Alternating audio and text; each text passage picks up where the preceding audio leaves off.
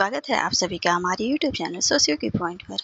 तो आज के इस वीडियो में हम लोग पढ़ेंगे संस्कृति के प्रमुख तत्वों के बारे में। संस्कृति के कौन कौन से तत्व होते हैं या गुण होते हैं उसके बारे में हम लोग इस वीडियो में चर्चा करेंगे।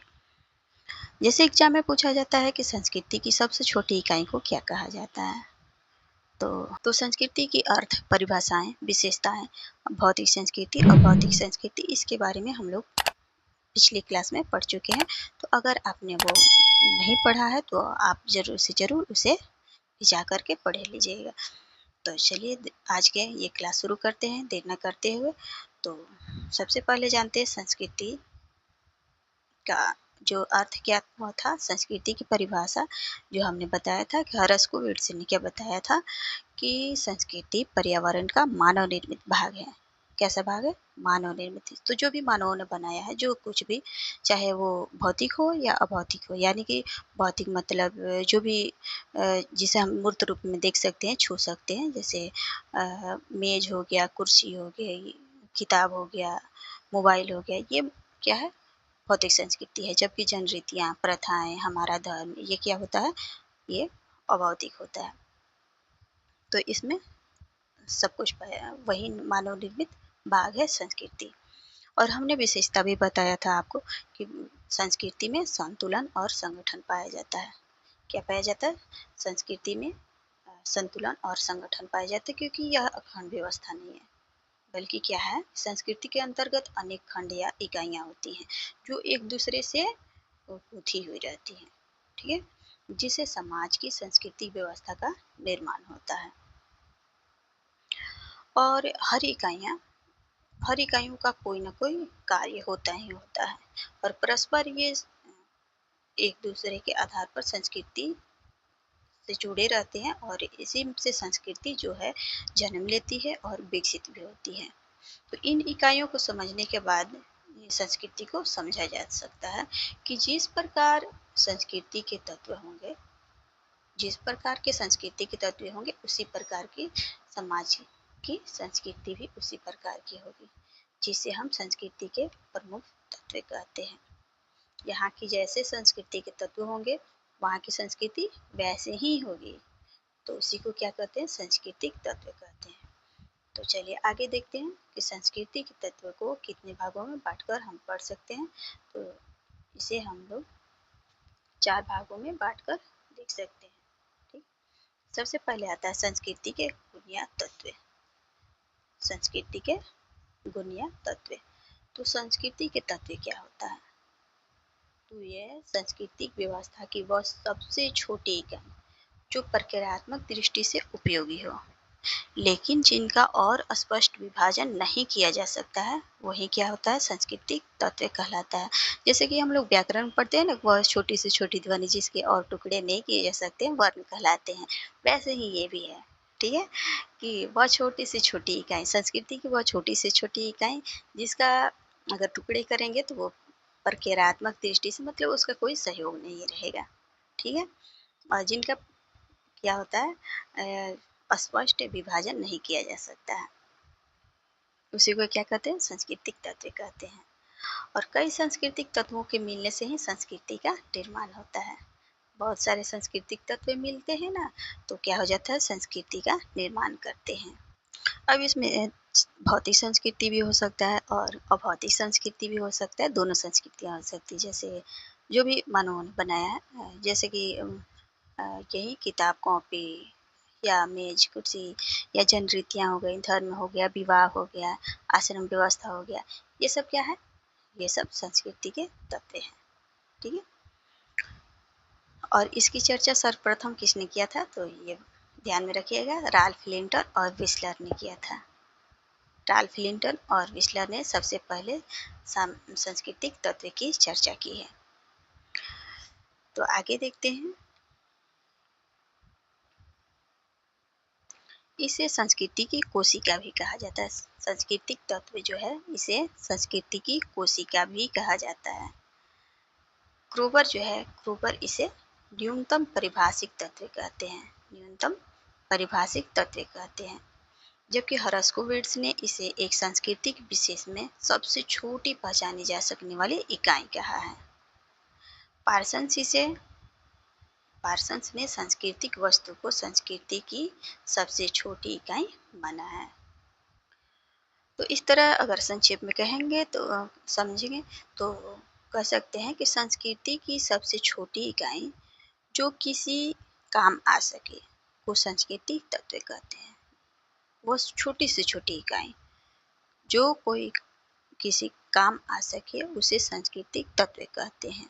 तो इस प्रकार जो तत्व है संस्कृति की वो प्रारंभिक इकाई होती है और ये तत्व एक संस्कृति की दूसरी संस्कृति से विलग करते हैं। अब किसी संस्कृति में कुछ और तत्व पाए जाते हैं, किसी संस्कृति में कुछ और तत्व पाए जाते हैं। जैसे विवाह का ही कोई अगर सांस्कृतिक तत्व मान लिया जाए, मान लीजिए कि कन्यादान, तो कन्यादान अलग अलग समाजों में अलग अलग तरीकों से हुआ होगा। तो जहाँ पे जैसे तत्व पाए जाएंगे, एक जगह अलग तत्व पाए जाएंगे, दूसरी जगह अलग तत्व, तो ये संस्कृति को दूसरी संस्कृति से विलग करते हैं। और प्रत्येक संस्कृति का महत्व जो है अपनी संस्कृति विशेष में ही होता है, वो दूसरे के संस्कृति विशेष में नहीं होता है। तो इस प्रकार हम समझ सकते हैं कि अभिवादन का तरीका, अभिवादन के तरीकों में भी कई प्रकार के हैं। कभी हाथ मिलाना, कभी पैर छूना, कभी गले मिल करके ऐसा किया जाता है। अगर इसे बहुत ही ये फेमस है, जैसे कि एग्जामों में भी ये वाला जो है ना एग्जाम्पल ये आया हुआ है, तो इसे आप ध्यान से सुनिएगा। जैसे कि अगर साइकिल को अगर ले लें, ये भी संस्कृति का प्रतीक है ना। जो भी अभौतिक जो भी मानवों ने बनाया अभौतिक संस्कृति वो क्या है, संस्कृति के प्रतीक है। तो साइकिल को ले लेते हैं, साइकिल हमारा जो है वो संस्कृति का प्रतीक है, जिसमें उसका पहिया हो गया, पैडल हो गया, टायर हुए, ट्यूब हुए, घंटी हुई, उसका बैठने वाला सीट हुआ, वो सब मिल कर के क्या बनाता है, एक साइकिल बनता है। तो वो छोटी से छोटी इकाई जो क्या होता है प्रक्रियात्मक दृष्टि से उपयोगी, जैसे घंटी, घंटी को ले लें तो वो क्या हुआ, एक संस्कृति का तत्व हुआ, ठीक ना, सांस्कृतिक तत्व। अब घंटी को अगर अलग अलग पार्ट में बांट दिया जाए तो उसका कोई महत्व नहीं रह जाएगा। तो उम्मीद है आप सांस्कृतिक तत्व के बारे में समझ पाए होंगे। तो चलिए अब जानते हैं सांस्कृतिक संकुल के बारे में। सांस्कृतिक संकुल क्या होता है? तो जब विभिन्न सांस्कृतिक तत्वों के मिलने से जिस व्यवस्था का निर्माण होता है उसे ही क्या कहते हैं, सांस्कृतिक तत्व कहते हैं। विभिन्न सांस्कृतिक तत्वों के मिलने से जिस व्यवस्था का निर्माण होता है उसे ही सांस्कृतिक संकुल कहते हैं, ठीक है। और सांस्कृतिक तत्व की प्रकृति ही ऐसी होती है कि वो एक दूसरे से मिलजुल कर रहे, वह अलग अलग कभी नहीं रह सकता है और ना ही इस प्रकार अलग रहने से उसका कोई अस्तित्व रह जाता है। जैसे हम विवाह को ले लें, विवाह भी हमारी संस्कृति का एक पार्ट है। उसके विवाह में अगर हम द्वार पूजा हो गया, पानी ग्रहण हुआ या कन्यादान हुआ, इसको अगर अलग अलग कर दिया जाए तो इसका कोई अस्तित्व नहीं बचेगा। मान लो कि कभी हम जा कर के विवाह की पूरी प्रक्रिया नहीं कर रहे हैं, सिर्फ द्वार पूजा कर रहे हैं, तो इसका कोई महत्व बनता है क्या? बिल्कुल नहीं बनता है। या सिर्फ कन्यादान करें, उसका भी कोई महत्व नहीं होता है। तो ये क्या होता है, आपस में एक दूसरे से ये मिला होता है, सांस्कृतिक तत्वों का एक पुंज होता है, ठीक ना। बहुत सारे सांस्कृतिक तत्व मिलते हैं तो एक सांस्कृतिक संकुल का निर्माण होता है। अगर और अच्छे से समझना है तो ये परिभाषा हमने लिया हुआ है सदरलैंड का। तो सदरलैंड कहते हैं, सदरलैंड और वुडवर्ड, इनके अनुसार क्या है कि सांस्कृतिक संकुल सांस्कृतिक तत्वों का वह समग्र समूह है जो कि एक दूसरे से अर्थपूर्ण अंतर संबंध में परस्पर बंधे होते हैं, ठीक है। तो इनकी परिभाषाओं से क्या समझते हैं? इनकी परिभाषाओं में क्या है कि सांस्कृतिक तत्वों का मिश्रण का रूप ही क्या है, सांस्कृतिक संकुल है। सांस्कृतिक तत्वों का मिश्रण ही क्या है, सांस्कृतिक संकुल है। दूसरा ये आ जाता है कि ये जिसका स्वरूप एक गुच्छे की भांति होता है। किसके भांति होता है? गुच्छे की भांति होता है। जिस प्रकार विभिन्न चाबियों का एक चाबी का गुच्छा निर्माण करता है, विभिन्न चाबी मिल करके एक क्या निर्माण हो जाता है, चाबी का गुच्छा। उसी प्रकार सांस्कृतिक संकुल भी है। ठीक है, इतना समझ पाए होंगे। तो ऐसे कह सकते हैं कि विभिन्न सांस्कृतिक तत्व एक दूसरे से अर्थपूर्ण संबंधों से संबंधित रहते हैं, क्योंकि हर सांस्कृतिक तत्वों का कोई ना कोई कार्य अवश्य ही होता है। ठीक है, और यही नहीं, सांस्कृतिक तत्व भी जो है, सांस्कृतिक तत्व की भांति सांस्कृतिक संकुल भी स्थिर नहीं होते हैं, ये भी गतिशील होते हैं। सांस्कृतिक तत्व तो गतिशील होते ही हैं, सांस्कृतिक संकुल भी गतिशील होते हैं। इसी कारण से संस्कृति में गतिशीलता के तत्व पाए जाते हैं। जैसे एक फुटबॉल संकुल का उदाहरण लेते हैं, तो जिसमें गेंद होता है, गोले के खंभे होते हैं, मैदान होता है, जो प्लेयर्स जो वर्दी पहनते हैं वो होता है, रेफरी होता है, इन सब मिल करके एक संकुल का निर्माण करते हैं।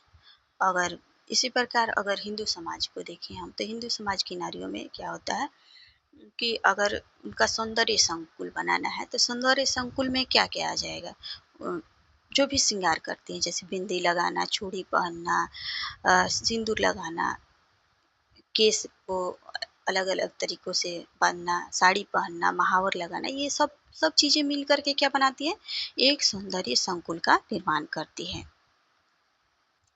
तो इस तरह हम कह सकते हैं कि सांस्कृतिक संकुल जो है सांस्कृतिक तत्वों का वह मिश्रित रूप है, जिसके अनुसार परस्पर संबद्धता के दौरान वे मानव आवश्यकताओं की पूर्ति करते हैं। ये मानव आवश्यकताओं की पूर्ति करते हैं।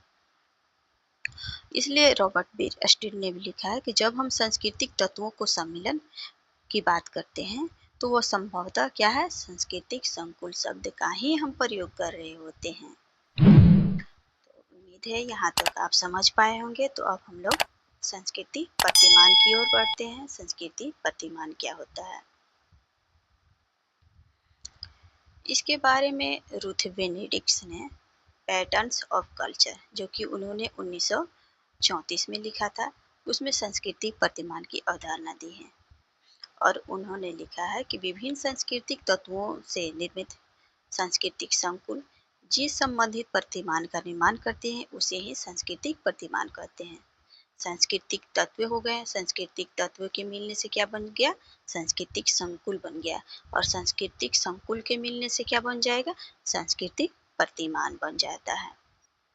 आगे देखते हैं, ऑरस्कोविट्ज के अनुसार ये कहते हैं कि सांस्कृतिक प्रतिमान सांस्कृतिक तत्वों का वह डिजाइन है जो कि उस समाज के सदस्यों के व्यक्तिगत व्यवहार प्रतिमान के माध्यम से व्यक्त होता है और जीवन के तरीके को समता, निरंतरता और विशिष्ट स्वरूप प्रदान करता है। तो जिस प्रकार विभिन्न ईंटों से मिलकर के एक व्यवस्थित कमरे का निर्माण किया जाता है, जिसमें खिड़कियां भी होती हैं, दरवाजे भी होते हैं, अलमारियां भी होती हैं, तो इस विशेषता को स्पष्ट करते हैं। तो उसी प्रकार विभिन्न सांस्कृतिक जो तत्व के संगठन हैं, उससे जो कार्य करते हैं, जो भी सांस्कृतिक तत्व जो कार्य करते हुए परस्पर संबंधित रहते हैं, और उसी से क्या होता है, एक सांस्कृतिक प्रतिमान का निर्माण होता है। तो अब आगे हम लोग सांस्कृतिक क्षेत्र के बारे में जानेंगे। सांस्कृतिक क्षेत्र क्या होता है? सांस्कृतिक क्षेत्र का संबंध भौगोलिक सीमा से है। किसे? सांस्कृतिक क्षेत्र, क्षेत्र का मतलब ही एक भौगोलिक सीमा होता है, भौगोलिक सीमा से है, जिसमें वह सांस्कृतिक तत्व, संकुल और प्रतिमान विकसित होते हैं। अब इसी में क्या होगा, सांस्कृतिक तत्व होंगे, सांस्कृतिक तत्वों से मिलने पर सांस्कृतिक संकुल बनेंगे, फिर सांस्कृतिक तत्वों को मिलने से सांस्कृतिक प्रतिमान होंगे, और सांस्कृतिक प्रतिमानों से मिल के घेरे को क्या कहेंगे, सांस्कृतिक क्षेत्र कहेंगे। इतना समझ पाए होंगे आप? तो इसलिए कहा गया सांस्कृतिक, जहाँ पे सांस्कृतिक तत्व, संकुल, सांस्कृतिक प्रतिमान विकसित होते हैं, वही क्या है, सांस्कृतिक क्षेत्र है। ऐसे कह सकते हैं कि सांस्कृतिक तत्व के स्थान को ही सांस्कृतिक क्षेत्र कहते हैं। एक शब्द में क्या कह सकते हैं, सांस्कृतिक तत्व के केंद्र स्थान को ही सांस्कृतिक क्षेत्र कहते हैं, जिसकी उत्पत्ति और विकास क्रम को हम देख सकते हैं। और हर सांस्कृतिक तत्वों का अपना अपना एक क्षेत्र होता है जहाँ पे वह विकसित होते हैं, जहाँ से सीखकर उसका प्रसार के माध्यम से अन्य समूह तक उसे फैलाया जाता है। तो सांस्कृतिक प्रतिमान के बारे में विस्लर क्या कहा, कलर के विस्लर ये कहते हैं कि सांस्कृतिक क्षेत्र वह भौगोलिक क्षेत्र है जिसमें काफी संख्या में एक से संस्कृति वाली बहुत कुछ स्वतंत्र जनजातियां निवास करती है।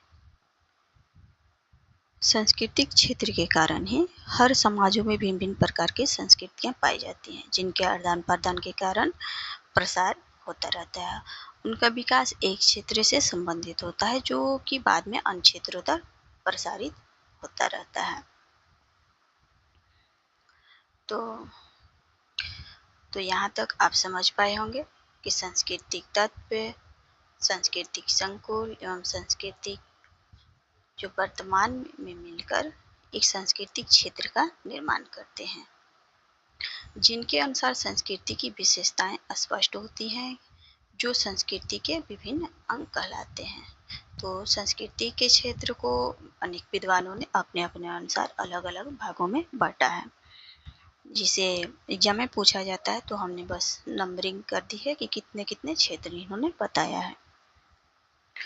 तो सबसे पहले विस्लर ने 9 प्रकार के सांस्कृतिक क्षेत्र बताए हैं। क्रोबर 6 प्रकार के सांस्कृतिक क्षेत्र बताते हैं।